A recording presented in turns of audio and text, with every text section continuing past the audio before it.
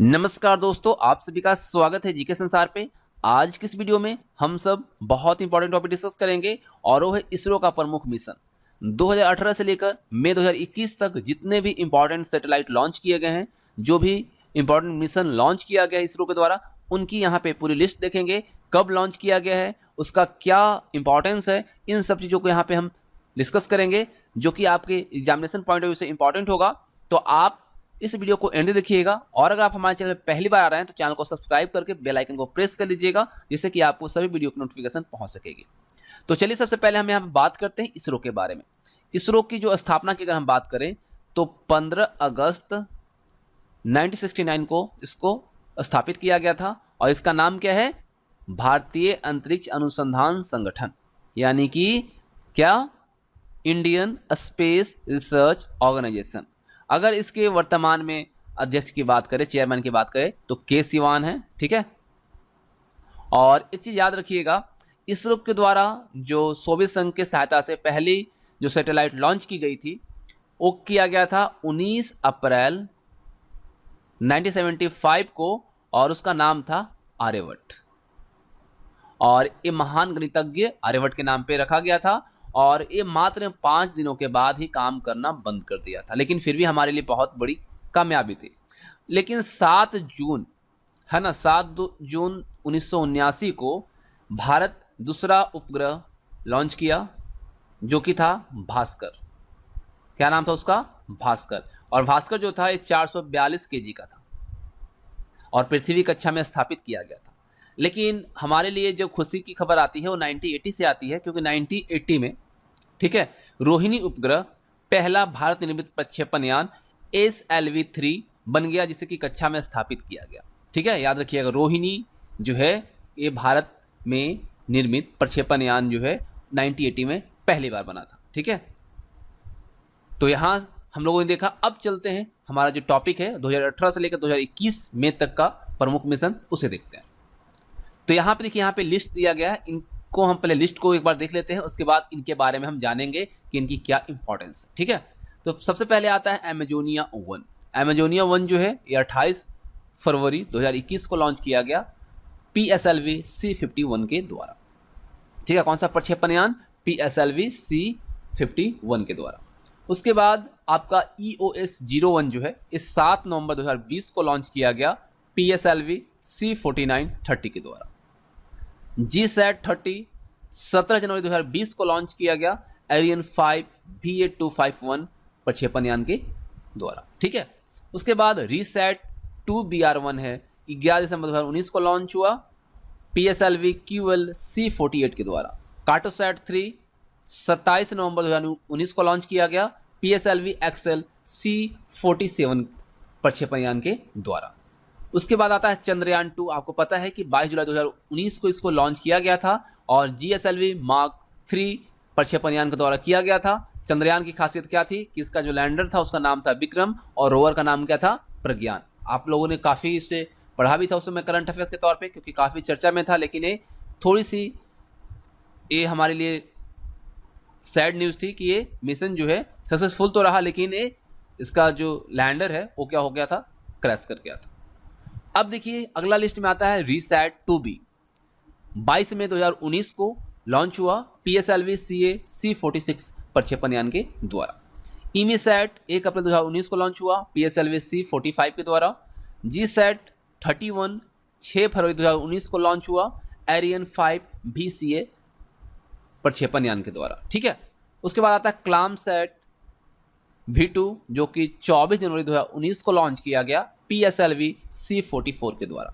तो इन सब चीज़ों के बारे में, इन सभी मिशंस के बारे में हम विस्तृत रूप से जानेंगे, जो इंपॉर्टेंट हमारे एग्जामिनेशन पॉइंट ऑफ व्यू से एक लिस्ट है। ठीक है, यहाँ से आप वीडियो को स्किप मत कीजिएगा।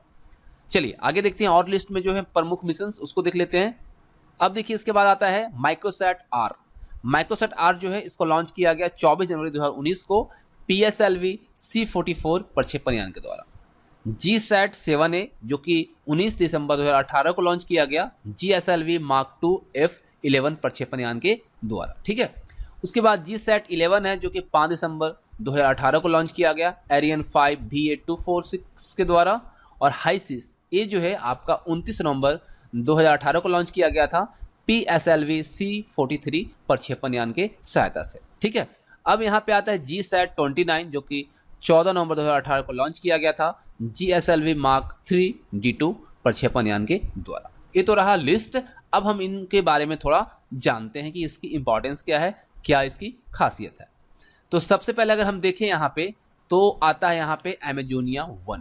देखिए एमेजोनिया 1 जो है एक ऑप्टिकल अर्थ ऑब्जर्वेशन सैटेलाइट है। ठीक है, ऑप्टिकल अर्थ ऑब्जर्वेशन सैटेलाइट है। इसे national institute for space research यानी INPE ने तैयार किया है और ये सैटेलाइट रिमोट सेंसिंग डेटा और अमेजन के इलाकों में जंगल के इलाके जो हैं, अमेजन के इलाके में जो जंगल हैं उसमें चोरी से चल रहे जो पेड़ों की कटाई है उस पर नज़र रखेगी। ठीक है, अमेजन के जंगल में लकड़ियों की कटाई जो हो रही है चोरी चुपे, उस पर नज़र रखने के लिए इसको लॉन्च किया गया। ठीक है, क्लियर। चलिए आगे देखिए, अब आता है EOS-01। EOS-01 जो मिशन है इस 7 नवंबर 2020 को लॉन्च किया गया। अंतरिक्ष अनुसंधान संगठन इसरो ने ध्रुवीय प्रक्षेपण यान PSLV C-49 से EOS-1 और 9 अन्य अंतर्राष्ट्रीय उपग्रहों का सफल प्रक्षेपण किया था। इसका सफल प्रक्षेपण जो हुआ वह सतीश धवन अंतरिक्ष केंद्र सार श्रीहरिकोटा आंध्र प्रदेश के पहले लॉन्च पैड से 3:11 में किया गया था। इसके साथ ही इसरो ने PSLV का 91वां मिशन सफलतापूर्वक पूरा किया। ये जो लॉन्च हुआ उसके साथ ही 91वां मिशन जो है इसरो का PSLV का पूरा हुआ। और यह जो है सतीश धवन अंतरिक्ष केंद्र श्रीहरिकोटा से 76वां प्रक्षेपण यान मिशन था और लॉन्च के 15 मिनट 20 सेकेंड बाद EOS-01 ने सफलतापूर्वक एक कक्षा में प्रवेश किया था। कितने मिनट बाद? 15 मिनट 20 सेकेंड के बाद, लॉन्चिंग के बाद। और इस उपग्रह को इसरो के मुख्य नियंत्रक सुविधा हासन कर्नाटक से नियंत्रित किया जा रहा है। ठीक है, इसको कहाँ से नियंत्रित किया जा रहा है? इसरो का जो मुख्य नियंत्रक सुविधा है हासन, वहां से। EOS-01 जो है कृषि, वानिकी और आपदा प्रबंधन सहायता में इस्तेमाल होने वाला एक पृथ्वी अवलोकन उपग्रह है। ठीक है, तो आप लोगों ने देखा, यहां से आप स्क्रीनशॉट ले सकते हैं, बहुत बहुत इंपॉर्टेंट है। चलिए आगे बढ़ते हैं। उसके पहले हम लोग देखते हैं GSAT-30। ठीक है, GSAT-30 देखिए, GSAT आता है GSAT-30। ये क्या है? ऐसा उपग्रह श्रृंखला का एक चैन है जो कि संचार उपग्रह के तौर पर जाना जाता है और ये 15 वर्षों तक कार्य करेगा। इस उच्च शक्ति उपग्रह में 12 C बैंड और 12 KU बैंड ट्रांसपोर्टर लगे हुए हैं। GSAT-30 को यूरोपीय प्रक्षेपण यान एरियन 5 VA251 से भू तुल्यकालिक कक्षा में स्थापित किया गया है। तो ये बहुत इंपॉर्टेंट है। ठीक है, ये किसके लिए है? दूर संचार के लिए। ठीक है, अब देखिए अगला जो हमारा था लिस्ट में भी आप लोगों ने देखा, RISAT-2BR1। यह जो है PSLV यानी कि पोलर सैटेलाइट लॉन्च व्हीकल, इस रॉकेट के द्वारा लॉन्च किया गया और ये 50वां प्रक्षेपण था। ठीक है, 50वां था। PSLV रॉकेट की 50वें लॉन्च के मौके पर इसरो द्वारा PSLV@50 नामक पुस्तक का विमोचन किया गया। आपसे इस तरह से भी क्वेश्चन पूछ सकता है कि PSLV@50 नामक पुस्तक का विमोचन जो है किस उपलक्ष्य में किया गया? तो PSLV रॉकेट की 50वें लॉन्च के मौके पर। ठीक है, RISAT-2BR1 के अलावा 9 अन्य वाणिज्य सैटेलाइटों को भी निर्धारित कक्षाओं में प्रक्षेपित किया गया जो कि इजराइल, जापान, अमेरिका और इटली का था। इन सैटेलाइटों को इसरो के वाणिज्य निकाय यानी commercial body new space India limited के अधीन प्रबंधित किया गया था। आपसे एक क्वेश्चन और यहाँ से पूछा जा सकता है कि इसरो का वाणिज्य निकाय का नाम क्या है, कमर्शियल बॉडी का नाम क्या है? तो है न्यू स्पेस इंडिया लिमिटेड। याद रखिएगा, न्यू स्पेस इंडिया लिमिटेड।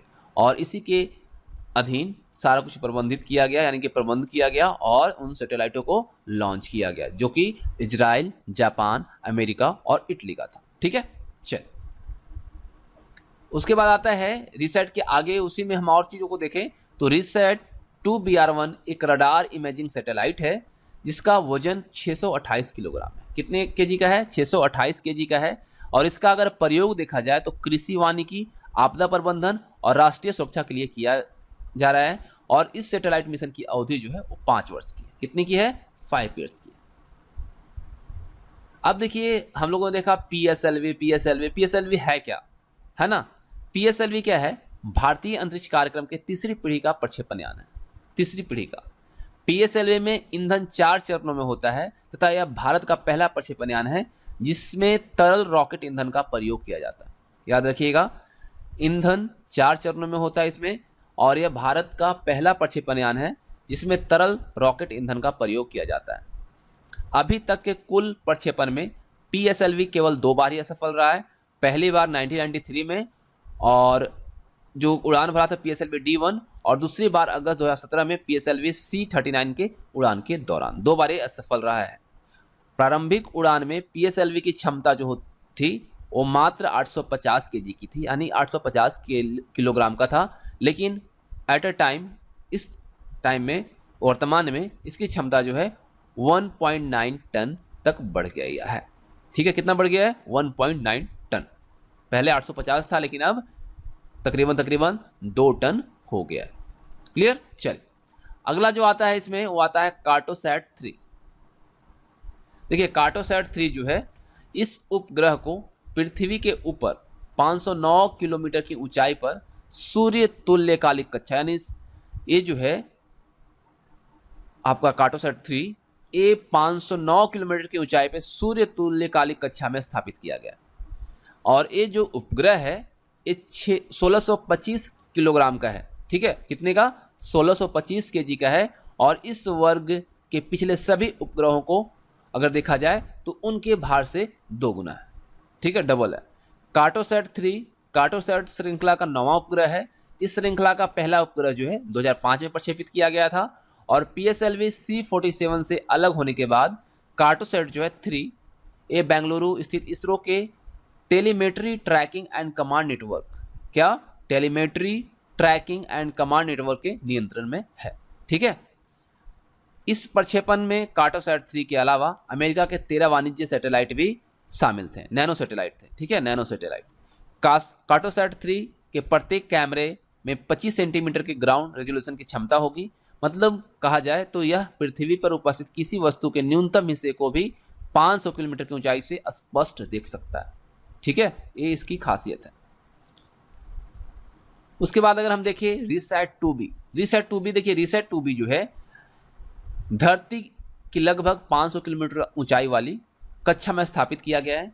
अपनी कक्षा में यह 37 डिग्री के कोण पर झुका है। ठीक है, ये इसकी खासियत है क्या कि 500 किलोमीटर की ऊंचाई वाली कक्षा में स्थापित है, साथ ही साथ 37 डिग्री के कोण पर झुका हुआ है। और इस उपग्रह के अंतरिक्ष में स्थापित होने से देश की टोही एवं निगरानी क्षमता जो है वो बढ़ी है। यह x band synthetic aperture radar युक्त उपग्रह है जिसका उपयोग धरती पर नजर रखने के लिए किया गया। बादलों के आच्छादित रहने पर भी इस उपग्रह की मदद से धरती पर नजर रखी जा सकेगी। अगर बादल भी रहेगा, बादल भी फैला रहेगा, उसके बाद भी इसके सहायता से धरती पे जो मूवमेंट होगी, जो चीज़ें अगर जैसे कि आतंकवाद है, सब चीज़ों पर अगर नज़र रखना चाहें तो रख सकते हैं। इसमें सीमाओं पर किसी भी प्रकार की गतिविधि का पता लगाया जा सकता है। रिसैट 2B उपग्रह भी x band synthetic aperture radar उपग्रह है जो देश की इमेजिंग और टोही क्षमता को बढ़ाएगा। इसमें सभी मौसम में निगरानी करने की क्षमता है जो सुरक्षा बल और आपदा राहत एजेंसियों के लिए विशेष रूप से महत्वपूर्ण है। तो बहुत अच्छी है ना, क्योंकि इससे आतंकवाद भी रुक सकता है और आपदा प्रबंधन में भी सहायता मिलेगी। चलिए आगे देखते हैं। अगला जो आता है वो आता है इमीसैट। अगर इमीसैट को देखें, यहाँ पे देखिए इमीसैट का प्रक्षेपण जो है रक्षा अनुसंधान विकास संगठन, जिसको DRDO बोलते हैं, इसके लिए किया गया है, जो दुश्मन पर नजर रखने के लिहाज से बेहद महत्वपूर्ण है। इसका अगर मकसद देखा जाए तो विद्युत चुंबकीय माप लेना भी है। साथ ही साथ इस सैटेलाइट से सुरक्षा एजेंसियों को यह पता लगाने में मदद मिलेगी कि किसी क्षेत्र में कितने मोबाइल फोन और अन्य संचार उपकरण जो है वो सक्रिय हैं। एमीसैट के जरिए दुश्मन देशों के रडार सिस्टम पर नजर रखने के लिए और उनके लोकेशन को भी आसानी से ट्रैक किया जा सकता है इसकी सहायता से।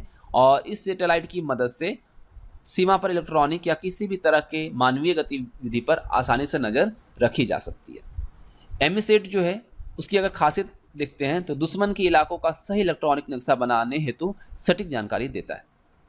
इसका कुल वजन देखा जाए तो कुल वजन जो है 436 kg का है, जिसे 748 किलोमीटर की ऊंचाई वाली कक्षा में स्थापित किया गया है। और यह उपग्रह DRDO के रक्षा शोध में काफ़ी मदद भी पहुंचा रहा है। ठीक है, आगे देखिए अगला जो आता है हमारे इस लिस्ट में वो आता है GSAT-31। GSAT-31 जो है ये आपका भारतीय अंतरिक्ष अनुसंधान संगठन ने दक्षिण अमेरिका के फ्रेंच गुयाना से G31 on board Ariane 5 rocket launch किया। GSAT-31 जो है भारत का 40वां संचार उपग्रह है। ठीक है, GSAT-31 जो है भारत का 40वां संचार उपग्रह है। और कहां से इसको लॉन्च किया गया? अमेरिका के फ्रेंच गुयाना से। GSAT-31 भारत का न्यूनतम संचार उपग्रह है। यह कू बैंड के साथ एक उच्च क्षमता का संचार उपग्रह है। GSAT जल्द ही समाप्त होने जा रहा है। इनसैट 4CR और इनसैट 4A उपग्रहों की जगह लेगा और इन उपग्रहों द्वारा वर्तमान में प्रदान की जाने वाली सेवाओं की निरंतरता बनाए रखने में भी यह हेल्प करेगा। यह उपग्रह जो है ATM, stock exchange, e governance अनुप्रयोग और डायरेक्ट टू होम, जिसको हम बोलते हैं DTH, इन सेवाओं के लिए वेरी स्मॉल अपर्चर टर्मिनल्स, है ना, वेरी स्मॉल अपर्चर टर्मिनल्स को कनेक्टिविटी प्रदान करेगा। अगर हम GSAT-31 की बात करते हैं तो यहाँ पे इसकी वजन देखते हैं तो 2536 kg का है। पेलोड को बैंड ट्रांसपोंडर यानी कि दूरसंचार प्रणाली में सिग्नल प्राप्त करने और भेजने से संबंधित डिवाइस है। कवरेज क्षेत्र देखें तो भारतीय मुख्य भूमि और द्वीप है। मिशन अवधि जो है ये 15 साल है और कक्षा जो होगा वह भू स्थिर कक्षा होगा यानी कि जियो स्टेशनरी ऑर्बिट होगा। ठीक है, तो यहाँ पे आप देख रहे हैं GSAT-31 के बारे में। चलिए आगे देखते हैं। आगे जो मिशन आता है वो आता है आपका कलाम सैट। कलाम सैट जो है इसरो ने स्पेस किड्स इंडिया द्वारा बनाया गया, याद रखिएगा, स्पेस किड्स इंडिया द्वारा बनाया गया एक छात्र उपग्रह है। ठीक है, छात्र के द्वारा बनाया गया उपग्रह है कलाम सेट। और किसने बनाया? इसरो स्पेस के द्वारा, जो किड्स स्पेशल है ना, स्पेस किड्स इंडिया द्वारा ये बनाया गया, जिसका वजन अगर देखा जाए तो मात्र 1.26 kg है। कलाम सैट दुनिया का सबसे छोटा और सबसे हल्का संचार उपग्रह है। स्पेस किड्स इंडिया का जो है अगर हम देखें तो एक ऐसा संगठन है जो शिक्षा के क्षेत्र में छात्रों के लिए नवीन अवधारणाओं को डिजाइन करने के लिए समर्पित है। ठीक है, देखिए दुनिया का सबसे छोटा और हल्का संचार उपग्रह कलाम सैट, इसको बनाया किसने? किड्स इंडिया के स्टूडेंट ने बनाया है और ये 1.26 kg का है। अब आइए माइक्रोसैट आर। माइक्रोसैट आर जो है एक सैन्य इमेजिंग उपग्रह है जिसका वजन 130 किलोग्राम है, जिससे रक्षा अनुसंधान और विकास संगठन, जिसको हम बोलते हैं DRDO, इसके द्वारा बनाया गया था। यह कम कक्षा में लॉन्च किया गया था। यह पहली बार जब भारतीय उपग्रह को इसरो द्वारा 274 किलोमीटर की ऊंचाई पर रखा गया था। ठीक है, आपको मैं बता दूं ये कम कक्षा में लॉन्च किया गया था और ये पहली बार है जब भारतीय उपग्रह को इसरो द्वारा 274 किलोमीटर की ऊंचाई से कम की कक्षा में रखा गया था। पहली बार ऐसा हुआ था। ठीक है, उसके बाद हम देखते हैं GSAT-7A। देखिए GSAT-7A जो है ये लॉन्च किया गया GSLV F11 GSLV Mark II के द्वारा। तो देखिए इसकी 7वीं उड़ान है और स्वदेशी रूप से विकसित क्रायोजेनिक अपर स्टेज इंजन से लैस है। उपग्रह को क्रोधित पक्षी के रूप में भी नामित किया गया है, यानी कि इसका उपनाम जो दिया गया वो क्रोधित पक्षी दिया गया, एंग्री बर्ड, क्योंकि यह भारतीय वायुसेना की क्षमताओं को बढ़ाएगा। यह GSLV के मार्क II संस्करण लॉन्च वाहन में सबसे भारी उपग्रह प्रक्षेपण है। सितंबर 2013 में इसरो ने 2000 समुद्री मील तक हिंद महासागर क्षेत्र की निगरानी करने और भारतीय उद्योगपोत जो हैं और पनडुब्बी और समुद्री विमान उनके वास्तविक समय के इनपुट प्रदान करने के लिए नौसेना के लिए एक संचार उपग्रह GSAT-7, जिसको हम रुक्मिनी के नाम से भी जानते हैं, को लॉन्च किया था। ठीक है, लेकिन यहाँ पे GSAT-7A है ना, जो कि किसके लिए है? ये आपका वायुसेना के लिए। ठीक है, वायुसेना के लिए। किसके लिए था? नौसेना के लिए था GSAT-7 और 7A जो है वायुसेना के लिए, जिसको कि हम क्रोधित पक्षी के तौर पर भी जानते हैं। अगर हम वजन की बात करें तो ये 2250 kg का है। ऑर्बिट इसका सुपर समकालिक कक्षा है और इसकी अगर हम लाइफ देखते हैं तो है 8 ईयर्स। GSAT-7A इसरो द्वारा बनाया गया 35वां संचार उपग्रह है। GSAT-7A गैगोरी एंटीना के साथ एक उन्नत संचार उपग्रह है और उपग्रह कू बैंड में काम करेगा, यानी कि यह आवृत्ति रेंज अक्सर उपग्रह संचार के लिए उपयोग की जाती है। याद रखिएगा, GSAT-7 है इसरो द्वारा बनाया गया 35वां संचार उपग्रह है, और GSAT-7 है ग्रेगोरी एंटीना के साथ एक उन्नत संचार उपग्रह है। तो इस तरीके से जो इम्पॉर्टेंट मिशन थे जो कि इसरो के द्वारा 2018 से लेकर 21 के बीच लॉन्च किया गया है, तो यहाँ पे आपको उस लिस्ट के साथ साथ पूरी उसके बारे में डिटेल्स दी गई है, जो कि आपके एग्जाम ओरिएंटेड क्वेश्चंस बन सकते हैं इससे, और आपको काफ़ी हेल्प मिलेगी। तो उम्मीद करता हूँ आपको वीडियो पसंद आई होगी, तो लाइक और शेयर कीजिएगा और कमेंट बॉक्स में बताइएगा आपको वीडियो कैसा लगा। Thanks for watching.